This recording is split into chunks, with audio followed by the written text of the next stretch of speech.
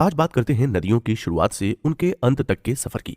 जानते हैं कहानी भारत की पवित्र नदियों की। आज हम जानेंगे भारत की नदियों के कुछ अनसुने किस्सों के बारे में। भारत में नदियों का नाम आते ही हर किसी को जो पहला नाम आता है वो है गंगा। आए भी क्यों ना। आफ्टर ऑल ये इंडिया की सबसे बड़ी नदी होने के साथ साथ सबसे पवित्र नदी जो मानी जाती है। वाराणसी में गंगा मैया तो उत्तराखंड में अलकनंदा और भागीरथी के रूप में, मंदिरों में गंगा देवी के रूप में पूजी जाती है। दरअसल हमारा इंडियन रिवर सिस्टम 7 इंपॉर्टेंट नदियों के साथ उनकी बहुत सी ट्रिब्यूटरीज यानी हेल्पर नदियों से मिलकर बनती हैं। इनमें से काफी नदियां बे ऑफ बंगाल यानी बंगाल की खाड़ी में और बाकी बची रिवर्स अरेबियन सी में जाकर मिल जाती हैं। हमारे देश में नदियों को पवित्र देवी के रूप में पूजा जाता है। नदियों के धार्मिक रूप की चर्चा हम आगे करेंगे। पहले हम जान लेते हैं कि पूरे इंडिया में ये कहां बहती हैं और किस तरह से फैली हुई हैं। इंडिया में बेसिकली 3 रिवर सिस्टम अपनी बहुत सारी ट्रिब्यूटरीज के साथ मिलकर इंडिया के पूरे रिवर सिस्टम को बनाती हैं। ये 3 रिवर सिस्टम्स हैं, Ganga river system, Indus river system और ब्रह्मपुत्र रिवर सिस्टम। सबसे पहले बात करते हैं हमारी गंगा मैया की। तो गंगा का रिवर सिस्टम बांग्लादेश, नेपाल, तिब्बत और इंडिया को कवर करते हुए लगभग 10,86,000 स्क्वायर किलोमीटर के एरिया में विस्तार से फैला हुआ है। इसका मतलब गंगा सिर्फ हमारे इंडिया में न बहकर इन 3 देशों से होकर यहाँ के लोगों को भी उतना ही फायदा पहुंचाती है जितना कि हमें। सबसे पहले गंगा भारत के उत्तराखंड में सतोपंथ और भागीरथ ग्लेशियर के संगम से निकलती है और यहाँ इसे अलकनंदा कहा जाता है। अलकनंदा गंगा की इंपॉर्टेंट ट्रिब्यूटरीज में से एक है। ये मेनली उत्तराखंड के चमोली, टेहरी और पौड़ी जिलों के हिस्सों में बहती है और आगे बहते हुए ये देवप्रयाग में पहुंचती है। वहां पहुंचने पर इसे ही भागीरथी कहकर बुलाया जाता है और देवप्रयाग के सफर को पूरा कर जब ये वहां से निकलती है तो इसका नाम गंगा हो जाता है। शुरू में ऋषिकेश जैसे इंपॉर्टेंट तीर्थ स्थलों से होते हुए ये दक्षिण और फिर पश्चिम की तरफ बहती है। फाइनली ये हरिद्वार में इंडो गंगा लैंड में पहुंच जाती है। हरिद्वार वो जगह है जहां गंगा जमीन पर बहती है, इससे पहले वो पहाड़ों में बहती है। दोस्तों, ब्रह्मपुत्र का एक बहुत बड़ा हिस्सा हमारे इंडिया के असम में बहता है। पहले जान लेते हैं ब्रह्मपुत्र आई कहां से है। तो ये नदी हिमालय में बसे हमारे महादेव के घर यानी कैलाश रेंजेस के नॉर्थ और कोंग्युत्सो नाम की झील के साउथ में बसे बहुत बड़े कांगलुंग नाम के ग्लेशियर मास से निकलती है। दोस्तों, ब्रह्मपुत्र को स्काई रिवर भी कहा जाता है। वो इसलिए क्योंकि ये दुनिया की सबसे ऊंची रिवर है। ब्रह्मपुत्र नदी तिब्बत यानी चाइना, भूटान, इंडिया और बांग्लादेश इन 4 देशों से होकर अपनी 2900 किलोमीटर की जर्नी को पूरी करती है। तो चलिए अब जानते हैं ब्रह्मपुत्र के बारे में कुछ इंटरेस्टिंग बातें। हम सब जानते हैं कि हमारे देश में कुछ हिस्सों पर सूखा पड़ता है। कभी कभी तो हालत इतनी बुरी हो जाती है कि लोगों के पास पीने तक को भी पानी नहीं होता है। लेकिन हमारे यहाँ कुछ हिस्से ऐसे भी हैं जहां लोगों को बहुत ज्यादा पानी से बड़ी तकलीफ उठानी पड़ती है, क्योंकि ज्यादा पानी से बाढ़ आने का खतरा जो है। ऐसा एक रीजन है असम। दरअसल ब्रह्मपुत्र रिवर सिस्टम एरिया दुनिया के सबसे भारी बारिश पैटर्न्स में से एक है, खासतौर से असम में।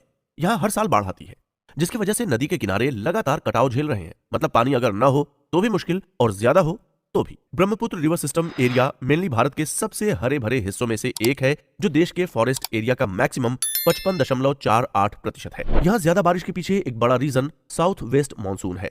यहाँ बारिश कितनी ज्यादा होती है इसका अंदाजा इस बात को जानकर लगाया जा सकता है कि हर साल इंडिया की लगभग 85% बारिश इसी एरिया में होती है, और वो भी इंडिया के मानसून मंथ्स यानी मई से सितंबर के बीच के वक्त में। इस तरह ब्रह्मपुत्र हमारे इंडिया के ज्यादातर नॉर्थ ईस्ट पार्ट में ही बहती है। ये कभी कभी लोगों के लिए बाढ़ जैसी घटनाओं की वजह से मुश्किलें पैदा करती है, लेकिन फिर भी ये एग्रीकल्चर और हाइड्रो इलेक्ट्रिसिटी जैसी एक्टिविटीज के जरिए बहुत इंपॉर्टेंट रोल प्ले करती है।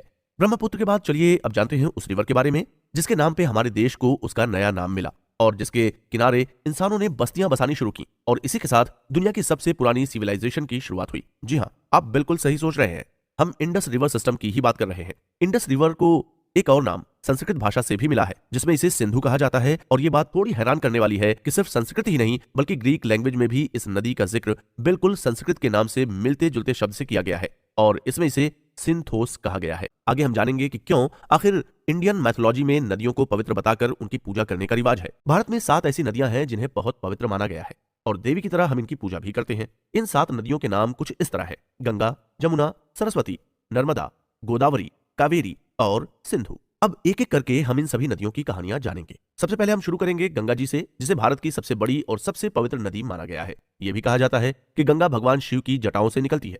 वेदों के मुताबिक गंगा पहले देवताओं के स्वर्ग में बहा करती थी। ऐसा माना जाता है कि इक्ष्वाकु वंश के एक प्रसिद्ध राजा भागीरथ गंगा नदी को स्वर्ग से पृथ्वी पर लाए, क्योंकि सिर्फ गंगा ही थी जो राजा भागीरथ के पूर्वजों को निर्वाण और मुक्ति दिलवा सकती थी, जिन्हें महर्षि कपिल ने श्राप दिया था। भगीरथ ने गंगा को धरती पर लाने के लिए कई सालों तक बहुत कड़ी तपस्या की। इसके बाद गंगा नदी धरती पर आई और भगवान शिव गंगा के तेज बहाव को चैनलाइज करने के लिए सहमत हुए।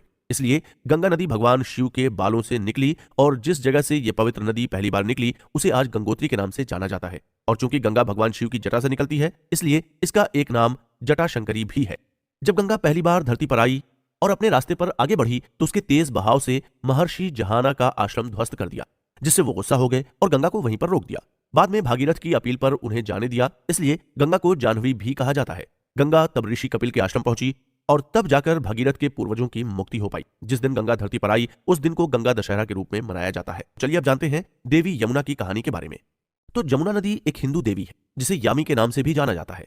पौराणिक कथाओं में सूर्य देवता और उनकी पत्नी संज्ञा की बेटी और मृत्यु के देवता कहे जाने वाले यम की बहन है। यमुना और उनके भाई यमदेव की एक फेमस स्टोरी है जो शायद आपने सुनी हो। हुआ ऐसा था कि एक बार यम अपनी बहन देवी यमुना के घर उनसे मिलने आते हैं और उनके स्वागत में देवी यमुना उनके पसंद का खाना बनाकर उन्हें खिलाती हैं और उनके आदर सत्कार से खुश होकर उन्हें अपने भाई से ये वरदान मिलता है कि अगर कोई बहन भाई एक साथ यमुना की पूजा करके उसके पवित्र जल में डुबकी लगाते हैं तो उन्हें कभी भी नर्क नहीं जाना होगा। तो आपको भी अपनी बहन या भाई के साथ यमुना के दर्शन के लिए जरूर जाना चाहिए। नर्क का तो नहीं पता पर एक बढ़िया टूर आप जरूर घूम सकते हैं। वैसे कहा गया है कि ऐसा दिवाली के दूसरे दिन जो अमावस्या के बाद दूसरा चंद्र दिवस है जिसे यम द्वितीय या भैया दूज कहा जाता है, देवी यमुना और उनके भाई को डेडिकेटेड है। इस दिन भाई और बहन एक साथ आते हैं और एक दूसरे के लिए अपना प्यार और आभार जताते हैं। देवी यमुना को भगवान श्री कृष्ण की 7वीं पत्नी बताया गया है। उनके पानी को शक्ति का तरल अवतार कहा गया है।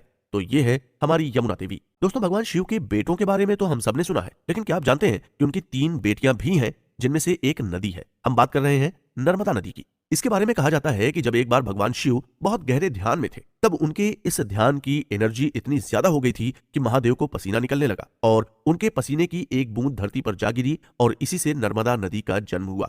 ये भगवान शिव के पसीने से जन्मी, इसलिए इसे शंकरी भी कहा जाता है। माना जाता है कि नर्मदा नदी के किनारे का हर पत्थर शिवलिंग के आकार का हो जाता है। इस तरह देवी नर्मदा एक पवित्र नदी के रूप में भारत में पूजी जाती है। कावेरी नदी की स्टोरी ऋषि अगस्त्य और भगवान गणेश से जुड़ी हुई है। एक बार सारे महान ऋषि मुनि भगवान शिव से सारे वेदों के रहस्य और तंत्र विद्या के बारे में जानने के लिए हिमालय पहुंचे। वहां दुनिया भर से इतने संत पहुंचे कि धरती का बैलेंस ही बिगड़ गया, वो थोड़ी टेढ़ी हो गई। इसलिए भगवान शिव ने ऋषि अगस्त्य को दक्षिण यानी साउथ डायरेक्शन में जाने को कहा, क्योंकि ऋषि अगस्त्य की स्पिरिचुअल पावर दुनिया के आधे संतों के बराबर थी। शिव जी की बात मानते हुए जब वो विंध्याचल पर्वत को पार करते हुए दक्षिण की तरफ जाने लगे तो उन्होंने रास्ते में अपने कमंडल, जो कि एक छोटा सा घड़ा है, उसे गंगा जल से भर लिया।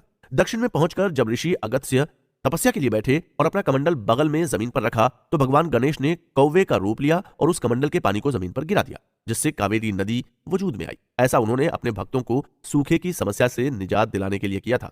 हमारे वेदों में दूसरे देवी देवताओं के साथ सिंधु नदी का कई बार नाम आया है। विद्वानों का कहना है कि वेद गंगा का जिक्र सिर्फ 2 बार करते हैं, जबकि सिंधु का जिक्र 30 बार तक हुआ है। वैदिक फिलॉसफी के अकॉर्डिंग जब भगवान शिव ने अपनी प्रिय पत्नी सती, जो कि देवी पार्वती का अपने पहले जन्म का नाम है, के जल चुके शरीर को धरती पर ढोया तो उनके माथे का सिंदूर, जिसे हिंगुला कहा जाता है, उसके साथ देवी का मस्तक हिंगलाज नाम की जगह पर जा गिरा जहां शक्तिपीठ और सिंधु नदी है। तो दोस्तों, ये थी हमारी सिंधु जी, और इसी के साथ हमने जाना इंडियन रिवर्स के कुछ मिथ्स और रिलीजियस स्टोरीज के बारे में। नदियां हमारी जिंदगी का एक बहुत ही महत्वपूर्ण हिस्सा हैं। ये अर्थ को और हमें जियोलॉजिकल, बायोलॉजिकल और इकोलॉजिकल सपोर्ट देती हैं। हमारा चैलेंज वाटर डिस्ट्रीब्यूशन नहीं है, बल्कि पॉल्यूशन ट्रीटमेंट और नदी के पानी की प्यूरिफिकेशन रेट और रखरखाव की जिम्मेदारी को साझा करने का है, जिसमें असरदार होने के लिए हम सबको मिलकर इसमें शामिल होना होगा।